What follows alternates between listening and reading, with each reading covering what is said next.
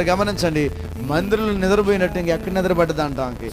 ఆ వరం సంపాదించుకుంది. ఇక్కడ ఎవరన్నా ఉన్నారు ఆ వరం కలిగిన వాళ్ళమ్మ? ఒకసారి ఆ వరం కలిగిన వాళ్ళు ఒకసారి గట్టిగా హల్లు చెప్పండి. అంటే బాగానే ఉన్నారు. దేవుని స్తోత్రం. మంచిది, మీరు చాలా బాగున్నారు, హుషారుగా ఉన్నారు.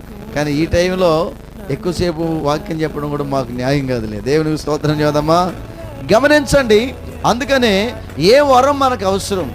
బైబిల్లో రెఫరెన్సులు తీసి వాక్యాలు చెప్పాలంటే ఒక గంట సేపు ఇక్కడే ఈ బైబిల్ ఇలాగే ఉంచి చెప్పగలను నేను. దేవుని నామానికి మహిమ కలుగును గాక. అది కూడా ఒక వరమే. దేవునికి స్తోత్రం చెప్పండి. హల్లెలూయా. ఒకసారి బైబిల్ తీస్తారు మన పిల్లలు, చదవలేదనుకో టకటకటక నేను చదువుతా. కోపం వస్తే స్పీడ్గా చదువుతాను నేను. దేవునికి స్తోత్రం చెప్పండి. నాతో పాటు వాళ్ళు చదవలేరు. ఒకప్పుడు అక్షరం మొక్క రాదు నాకు. దేవుడిచ్చిన కృప వరం. నేను అందుకే ఈ సంవత్సరం పాట రాసుకున్నాను. నేనైతే